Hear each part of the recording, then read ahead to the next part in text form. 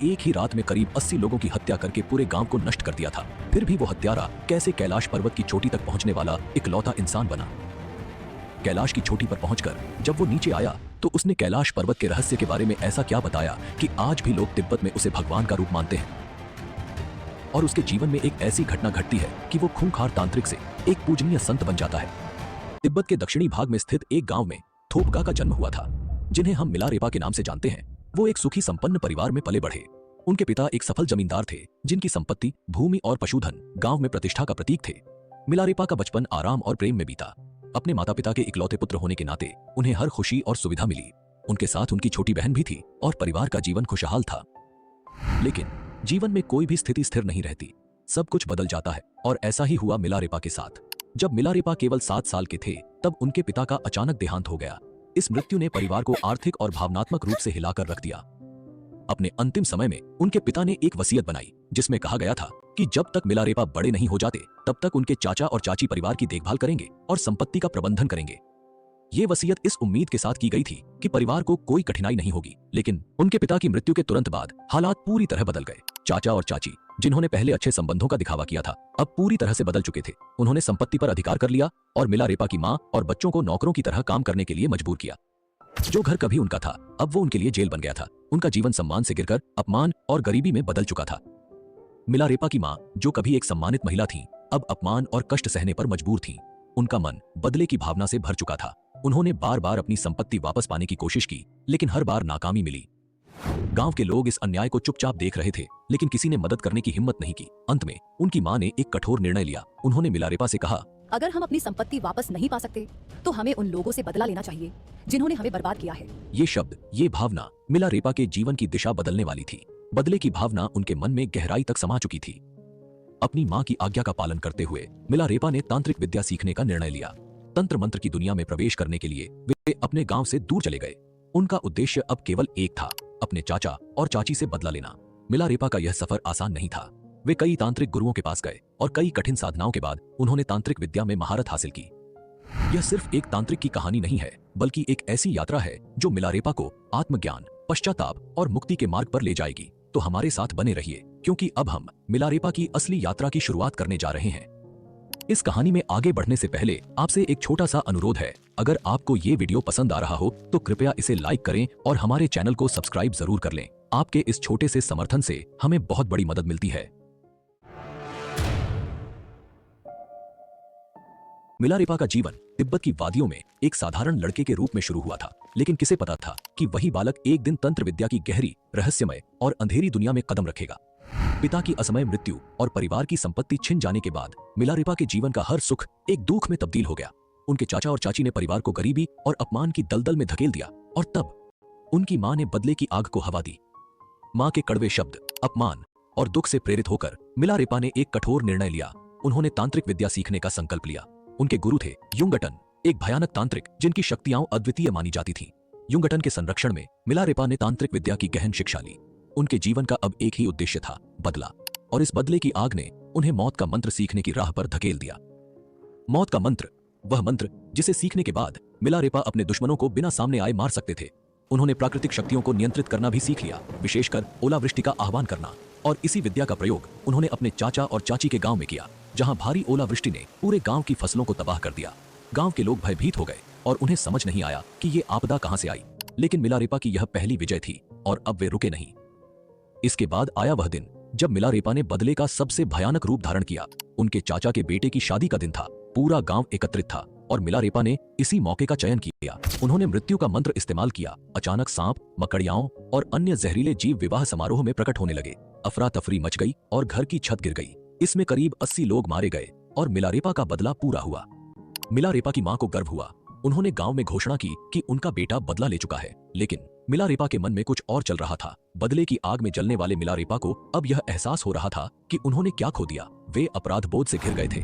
कई निर्दोष लोग मारे गए थे और बदले से जो संतोष मिलना चाहिए था वह अब एक भयानक पश्चाताप में बदल चुका था। यहीं से शुरू हुआ मिलारेपा का आत्मिक सफर। उन्हें एहसास हुआ कि काले जादू और तांत्रिक शक्तियां उन्हें शांति नहीं दे सकती।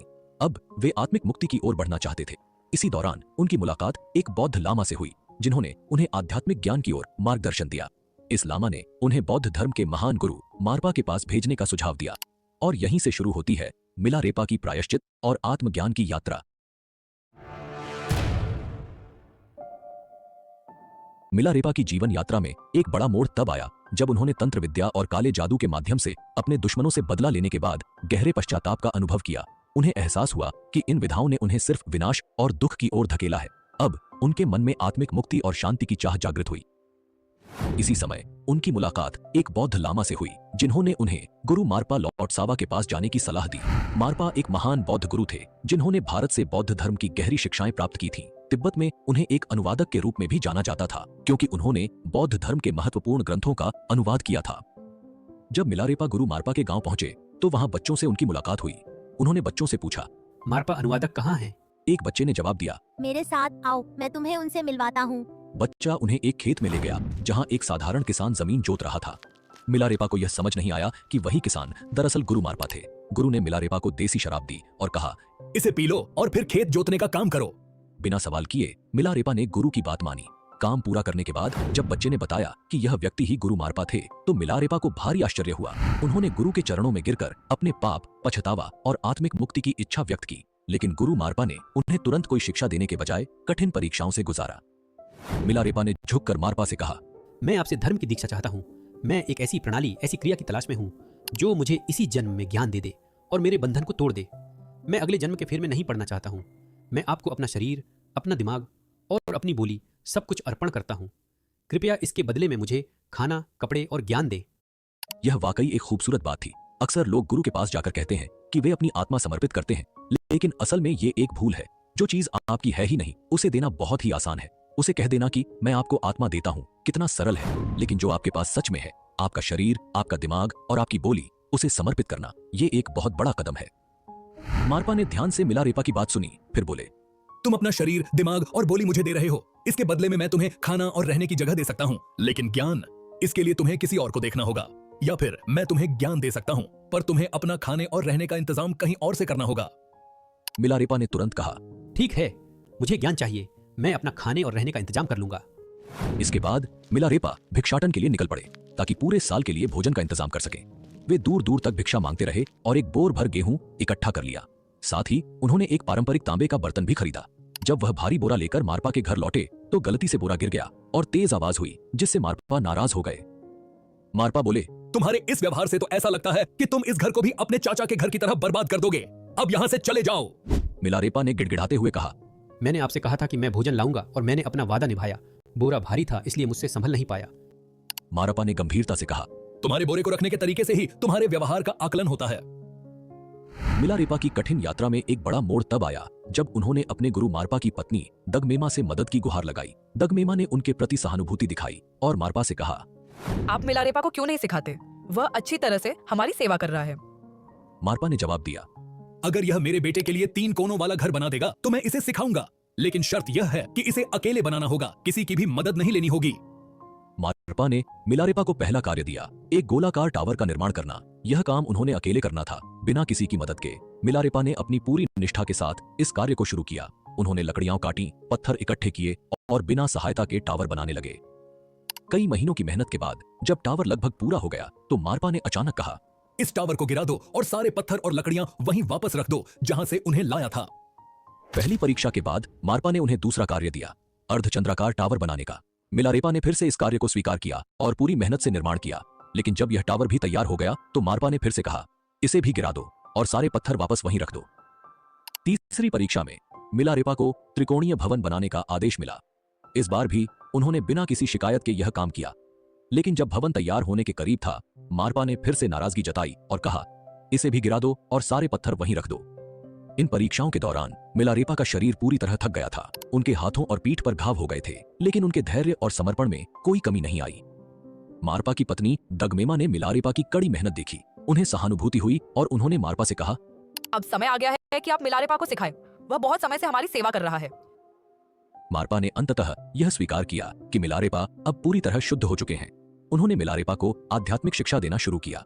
मारपा ने उन्हें महामुद्रा ध्यान सिखाया, जो आत्मा की गहराइयों में उतरने का मार्ग प्रदान करता है। जब मिलारेपा की साधना उच्चतम स्तर पर पहुंच गई, तब मारपा ने उन्हें डाकिनी साधना करने का आदेश दिया। यह साधना साधारण नहीं थी और इसके लिए उच्च आत्मिक शक्ति और धैर्य की आवश्यकता थी। मारपा ने मिलारेपा को एक अंधेरे कमरे में बंद कर दिया और एक विशेष मंत्र दिया जिसे उन्हें लगातार 3 दिन तक जपना था। अंततः तीसरे दिन डाकिनी प्रकट हुई और उन्होंने मिलारेपा से कहा, तुम्हारी साधना अब लगभग पूरी हो चुकी है, लेकिन तुम्हारे गुरु के पास एक अंतिम शिक्षा अभी बाकी है। यह सुनकर मिलारेपा ने गुरु मारपा से बात की।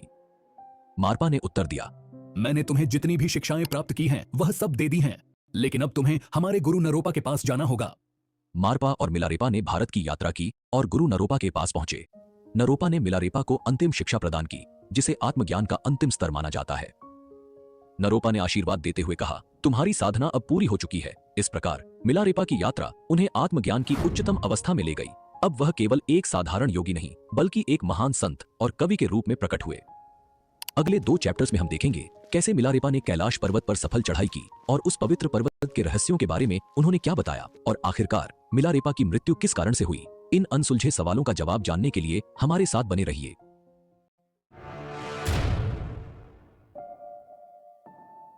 मिलारेपा का जीवन कई रहस्यों और अद्भुत घटनाओं से भरा हुआ है, लेकिन इनमें से सबसे रहस्यमय और अनूठी घटना थी कैलाश पर्वत की चढ़ाई।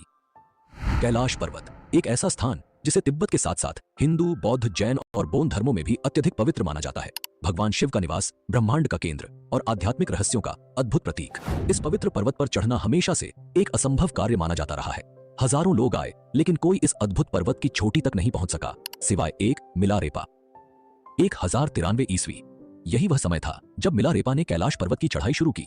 लेकिन ये कोई साधारण चढ़ाई नहीं थी। ये शारीरिक विजय नहीं बल्कि आत्मिक और दिव्य अनुभव की खोज थी।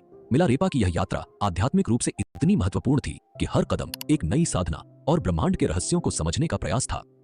कैलाश की इस यात्रा में उनकी मुलाकात हुई बौद्ध धर्म के एक प्रसिद्ध प्रचारक नरोवांजी से। नरोवांजी ने मिलारेपा को एक चुनौती दी, जो पहले कैलाश पर्वत की चोटी पर पहुंचेगा उसका कैलाश पर वर्चस्व होगा। यह एक आध्यात्मिक और शारीरिक दौड़ थी और मिलारेपा ने इस चुनौती को स्वीकार कर लिया। नरोवांजी ने तेजी से चढ़ाई शुरू की, लगातार आगे बढ़ते रहे, लेकिन मिलारेपा थोड़ी देर ध्यान मुद्रा में बैठ गए।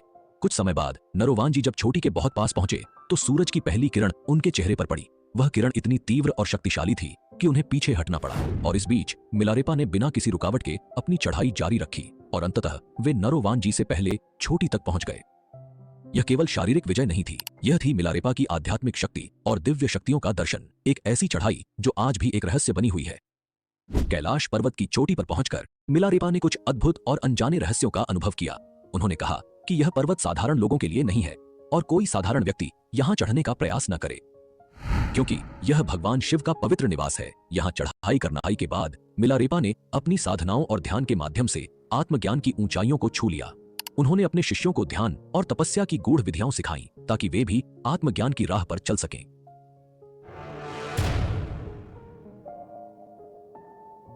एक दिन मिलारेपा को एक शादी में आमंत्रित किया गया। उनके स्वागत के लिए एक सुंदर आसन तैयार किया गया था। उसी शादी में एक धनवान पंडित भी था, जो मिलारेपा के लिए हो रही तैयारियों को देखकर हैरान रह गया। जैसे ही मिलारेपा उस आसन पर बैठे, पंडित ने तिरस्कार भरे स्वर में कहा, इस भिखारी के लिए इतनी तैयारियां, क्या यह मुझसे बड़ा पंडित है? मैं इसे देखता हूं। पंडित मिलारेपा के पास जाकर बोला, मैंने सुना है आप बहुत ज्ञानी हैं। मैं चाहता हूं कि आप इन किताबों को पढ़कर अपना ज्ञान साबित करें। मिलारेपा ने शांत स्वर में उत्तर दिया, इन सांसारिक किताबों को पढ़कर सच्चा ज्ञान नहीं मिलता, इसलिए मैं ऐसा नहीं करूंगा।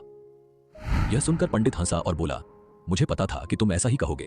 मैं तुम्हें बेनकाब करने ही आया था। उसने बदतमीजी से बातें जारी रखीं, जिसे देखकर आसपास के लोग उसे रोकने लगे, लेकिन पंडित और गुस्से में भर गया और वहां से चला गया। अपने मन में बदले की भावना रखते हुए पंडित ने योजना बनाई कि वह किसी भी तरह मिलारेपा को मार देगा। उसने एक महिला को लालच देकर विष मिला हुआ दही दिया और कहा कि अगर वह मिलारेपा को यह खिला सके तो उसे एक हीरे का हार और शादी का वादा मिलेगा। महिला लालच में आकर विष वाला दही लेकर मिलारेपा के पास पहुंची। जैसे ही मिलारेपा ने उसे देखा, वे तुरंत समझ गए। उन्होंने मुस्कुराते हुए कहा, मैं यह दही खाऊंगा, लेकिन पहले तुम वह हीरे का हार ले आओ, क्योंकि वह शादी का वादा तो कभी पूरा नहीं हो सकता। यह सुनकर महिला डर गई और पंडित के पास लौटकर सब कुछ बताया। पंडित ने हार देकर उसे फिर से भेजा। जब वह हार लेकर वापस आई, तब मिलारेपा ने दही स्वीकार किया। जैसे ही उन्होंने विष वाला दही खाया, महिला रोते हुए माफी मांगने लगी, लेकिन मिलारेपा ने उसे सांत्वना दी और कहा, घबराओ मत, मेरा समय आ गया है। यह सुनकर वह महिला उनकी शिष्या बन गई। इसके बाद मिलारेपा ने अपने शिष्यों को बुलाया और कहा कि वह शीघ्र ही शरीर त्यागने वाले हैं। उनके संदेश को सुनने के लिए न केवल शिष्य बल्कि देवी देवता भी इंतजार कर रहे थे। आकाश से पुष्पों की वर्षा हो रही थी, हवाओं में सुगंध फैल चुकी थी और मधुर संगीत बज रहा था। इस शुभ घड़ी में मिलारेपा ने अपने शिष्यों से कहा, प्रिय शिष्यों, मेरा समय आ गया है। मैंने धरती पर जो उद्देश्य लेकर आया था उसे पूरा कर लिया है। अब दवाइयों की आवश्यकता नहीं है। यह विष केवल एक माध्यम है। ध्यान से सुनो, जीवन में समय को व्यर्थ न गवाओ और अपने गुरुओं के आदेशों का पालन करो। इस जीवन में ही आत्मज्ञान प्राप्त करने की कोशिश करो।